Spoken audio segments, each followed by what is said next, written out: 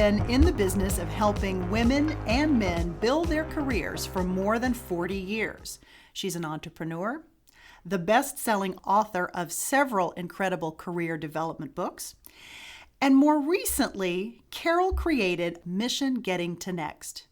It provides coaching and mentorship for female service members who are transitioning back to civilian life.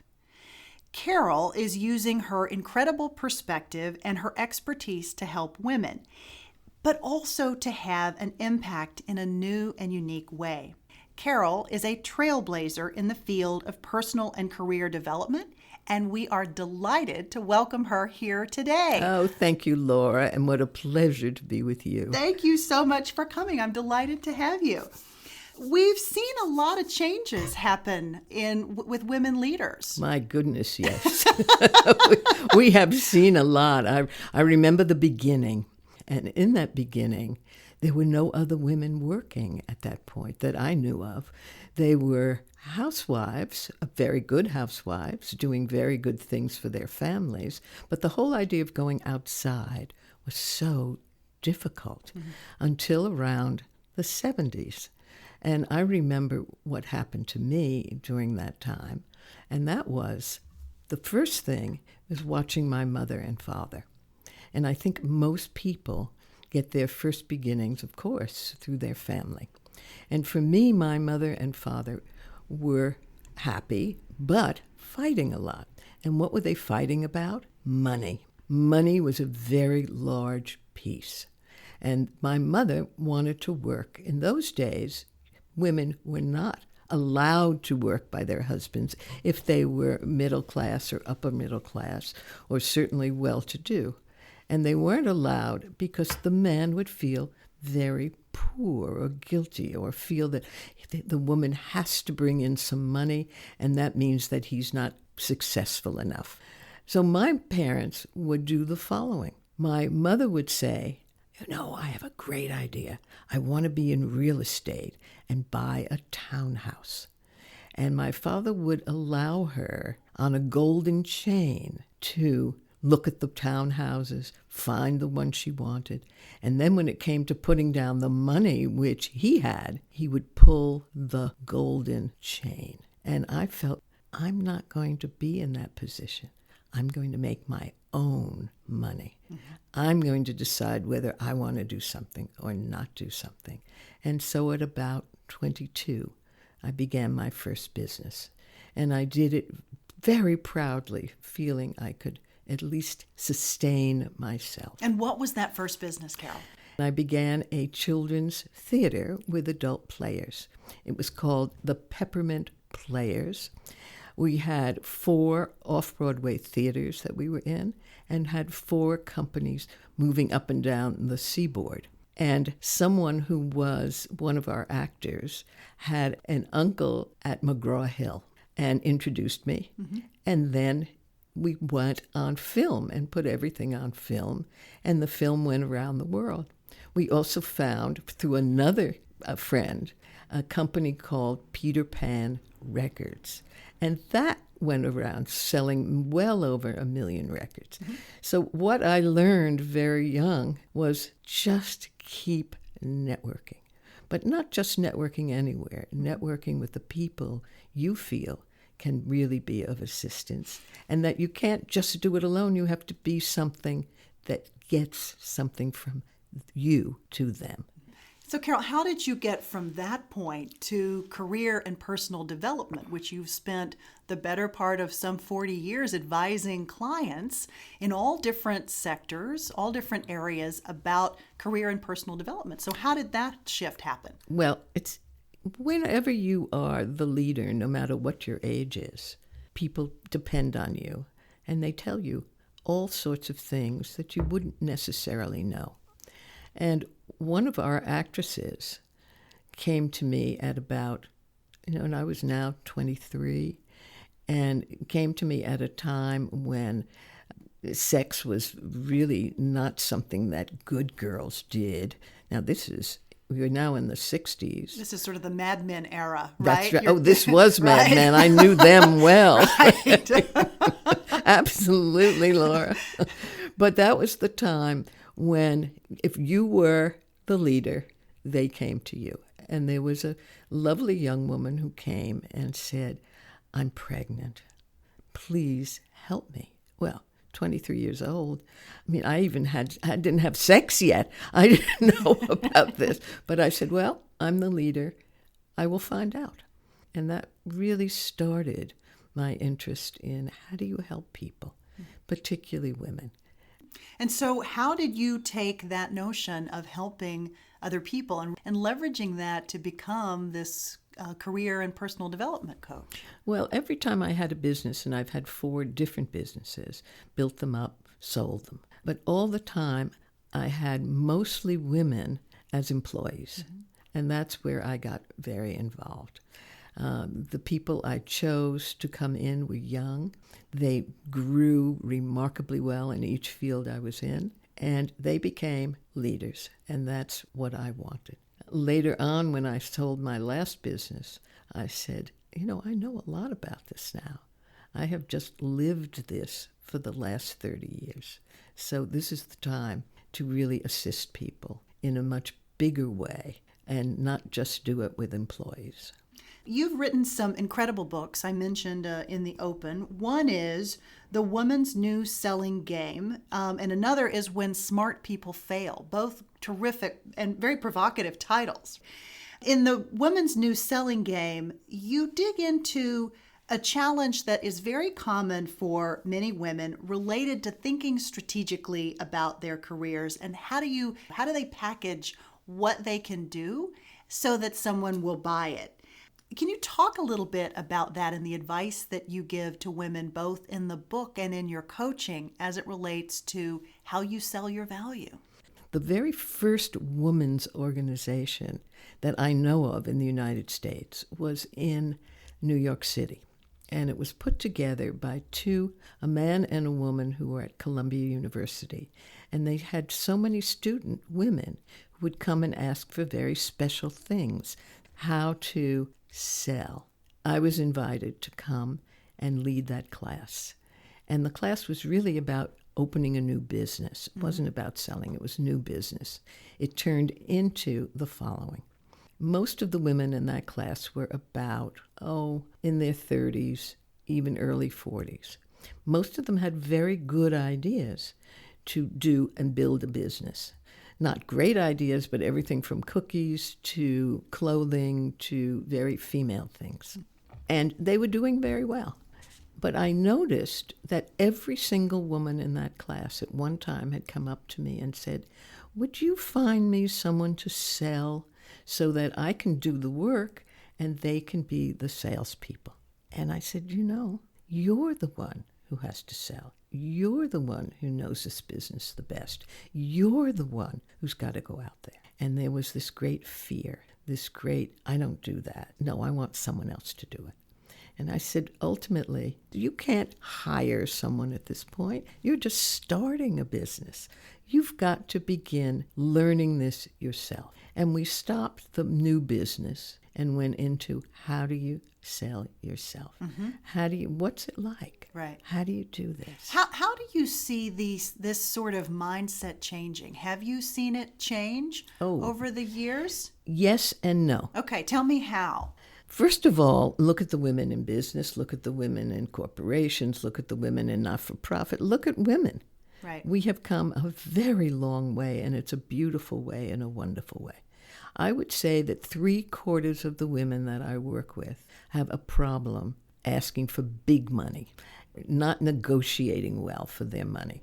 So we're finding over and over again women who are now the breadwinner in the family, and the man is taking care of the children. Mm-hmm. Or it's an equal, and that's a very extraordinary thing when you can be equal, but it has its problems. Mm-hmm. It's hard to make a dual career household work. Yes, it right? really it is. Really and particularly is. When you have children, because mothers are the ones that usually are the ones that the school calls, is the ones that the doctor calls. And if you're not around so much, it's difficult. Yeah. So you talk about, in your other book, When Smart People Fail, you give 9 reasons why people often fail. What's the most common? How you get along with people.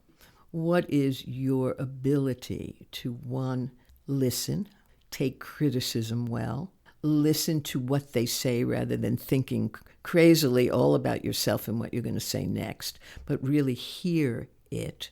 And it's really about the first thing is getting along with people. That's major. But feedback can be really hard to hear. Yes. Especially when it's, quote unquote, constructive or negative. Or it's you. Or it's you, right. How have you advised your clients to think about this notion of feedback?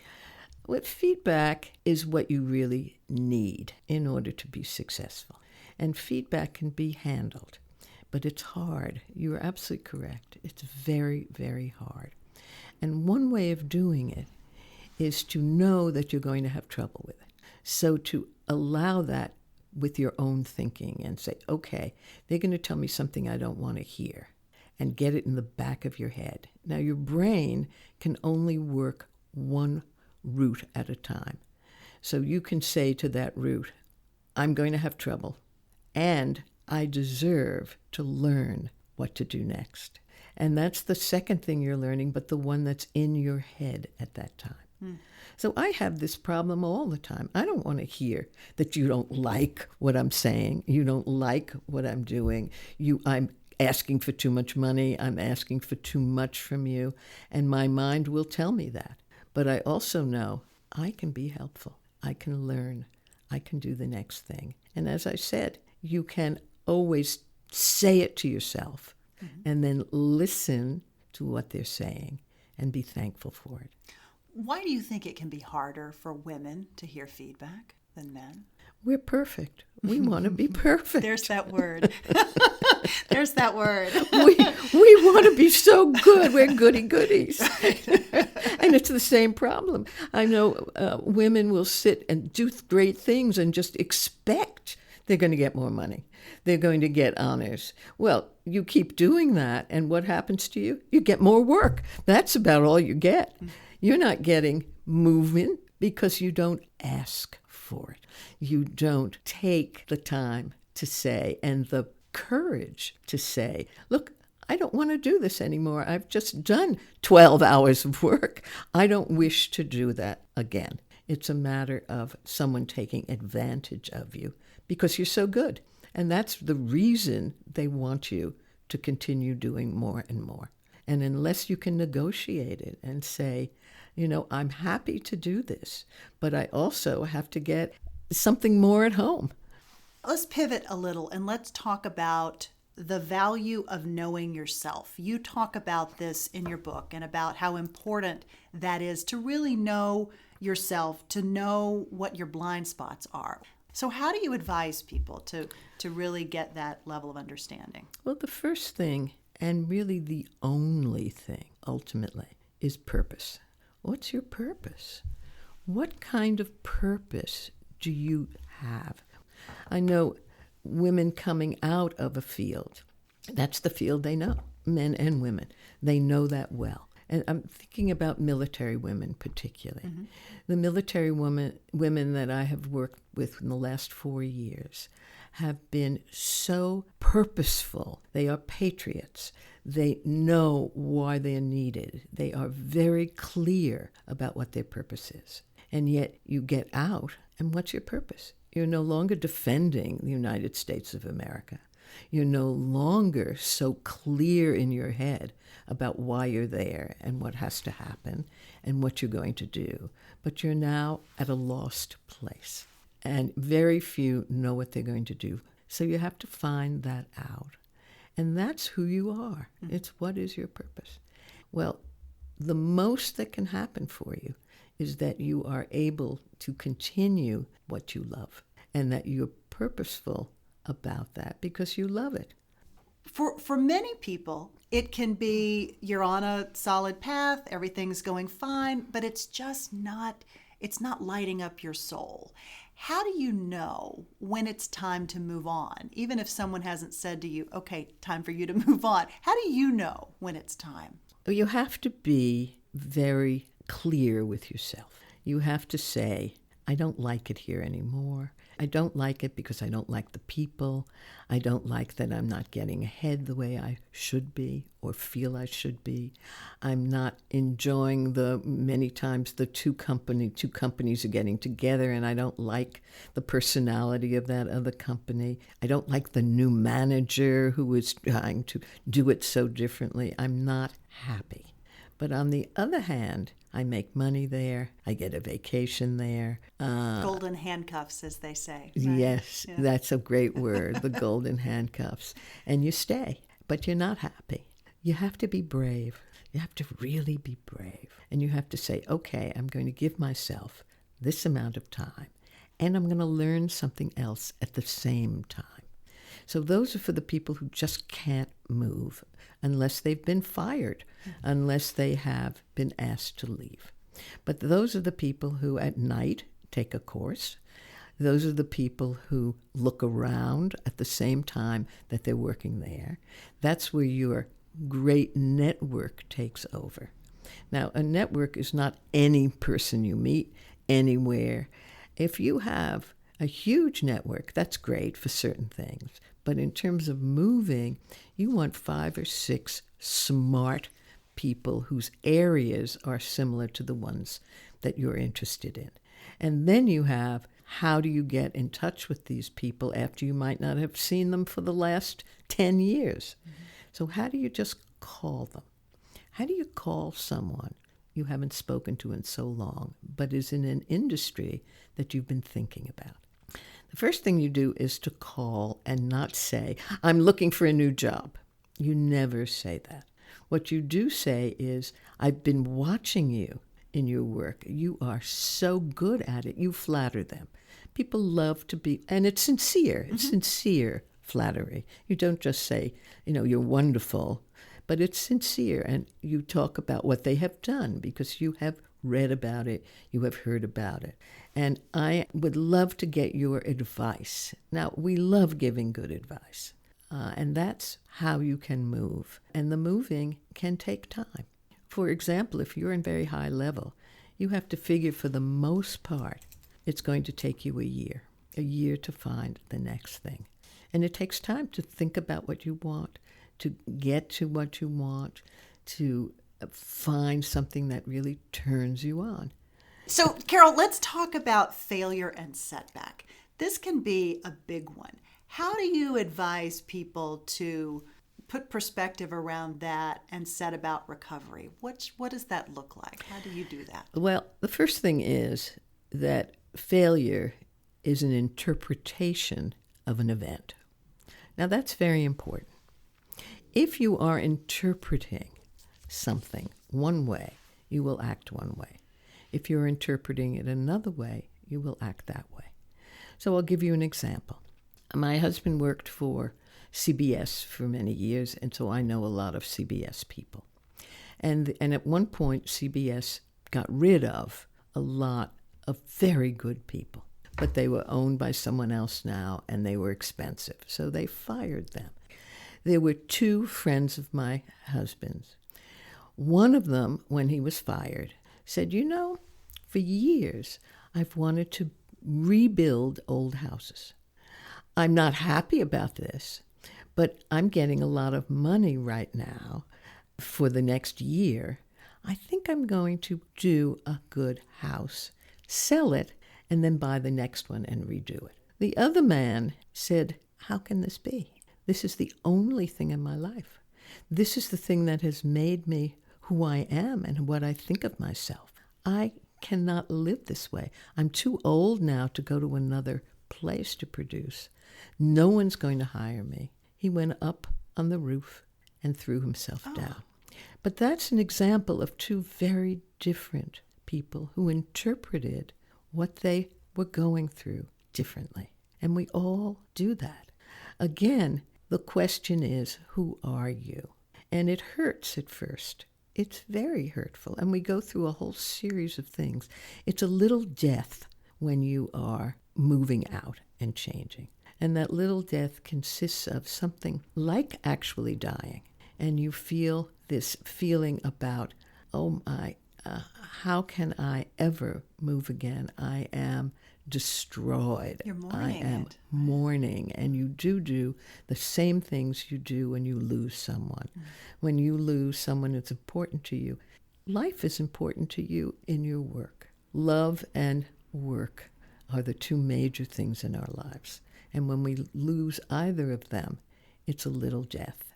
And that's what happens. And it's okay.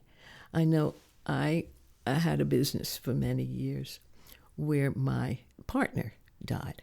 She died on my couch in my office. She had a heart attack and died. I immediately said, I cannot do this alone. We did two different parts of the business. Mm-hmm. So you were mourning not only the loss of your friend and your colleague, but also the fact that the business didn't work without the two of you. That's correct. Which is kind of a double whammy. That's right. Really tough. And what I did ultimately, not even ultimately, I did it quite quickly, is I said, I can't do this alone. Just what you said. That's absolutely true, Laura. And I went through this mourning period for months, just months. I went to bed. Who was I if I wasn't this company? Usually when I move from company to company or do something, I do it because I know what the next thing's going to be. I had no idea what the next thing was. How did this, this was a devastating loss on multiple levels. How did that inform your work going forward? Because you did recover and you did put things back together and you pivoted into a different area to provide help and to consult with other women and help them put the pieces back together. So how did you draw strength from that really devastating experience? I live in an apartment building in New York, and I have a friend, and we know each other in that building. I was 6 months lying in my bed, kind of in my nightgown, and one day there was a knock on my door, and she walked in with a piece of paper that said, "You're fired." And she said, "I can't believe it. I can't believe it. I've been fired." And I said, "Well, I'm feeling the same way." She said, "But you haven't been fired. You just sold your business. You get in the newspaper. Carole Hyatt sells business. I'm going to get in the newspaper. Fired." She said, "This is very different." I said, "I don't think so. Sometimes you do something yourself and you feel the same way as someone else doing it for you." And we began to talk at length. I said, "This is what's going to happen to you in all probability. But maybe we can do something together. I think that will get me out of bed and that will get you moving." So we began meeting. We're in the same building. We began meeting a few times a week, and we talk about what's next. And about that time, I belonged to an organization called the Women's Forum. And the Women's Forum has women of very high success. And I had gone to a conference. And another woman stood up and said, "I have no problem with my success. My problem is my failures."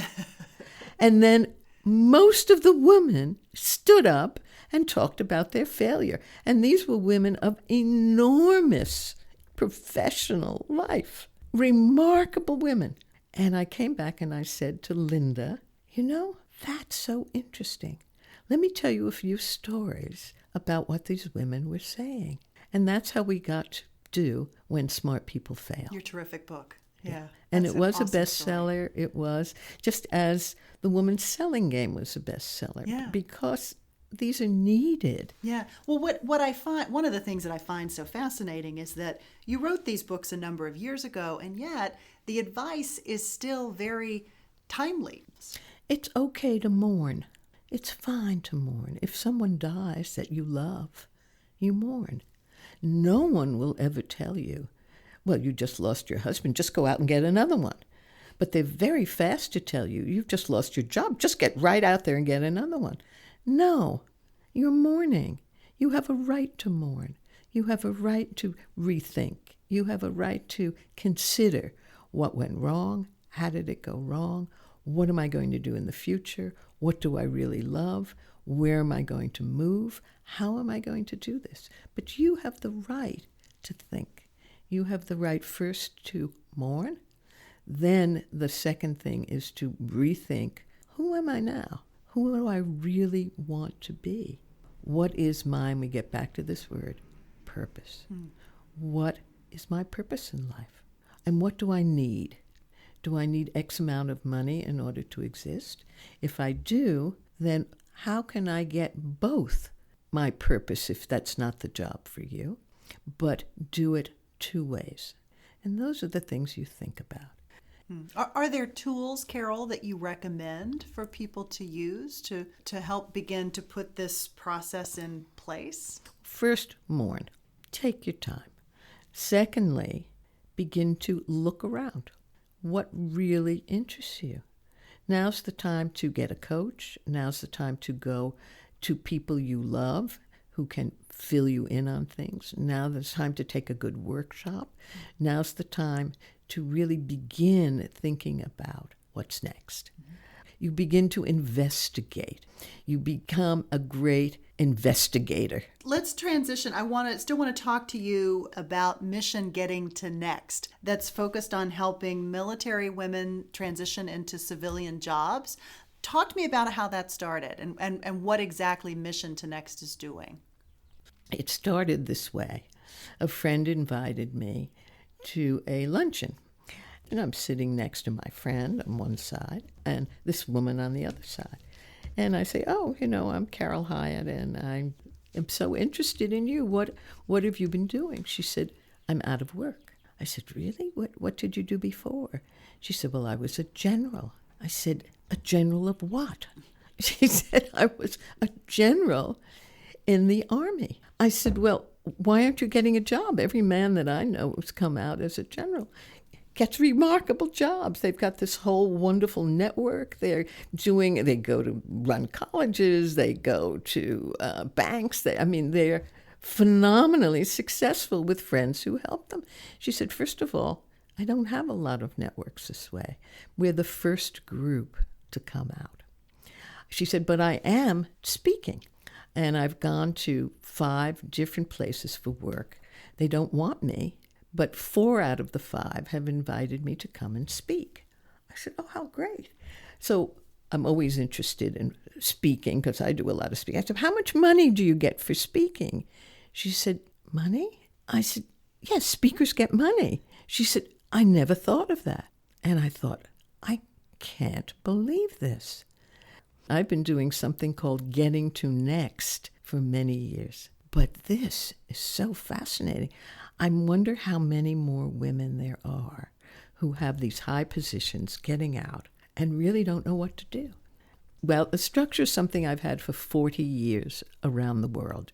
And around the world, I have done many different things. The selling game. I've done all sorts of workshops. And these are training seminars. They're training seminars, right. And one that was the most popular has been Getting to Next. So we are continuing Getting to Next and doing it the way we used to, but this time working with half military and half civilian. And why? Because they need desperately to have civilian real comrades, civilian people who can really network for them.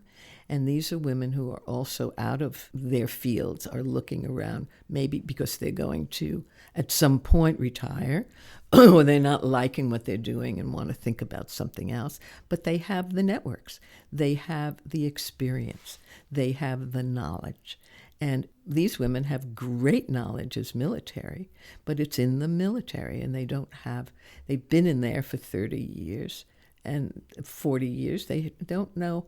The big thing is they don't know what shoes to wear. They've been wearing boots. And their network is very sort of specific to the military, I would think, right? It's not as broad as it needs to be in order for them to see these other opportunities that may exist and that do exist. But they don't know the opportunities for the most part.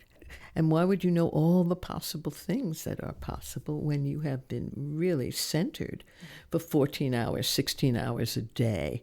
You don't get to have that knowledge. You have your own knowledge, which is spectacular. I never met women with more knowledge. I never met women who have worked 50% of the time, and 50% of the time are educated. Their educations are fantastic, and their experiences are unbelievable. What a great way to give back and to transition your own work to help people in this very unique way.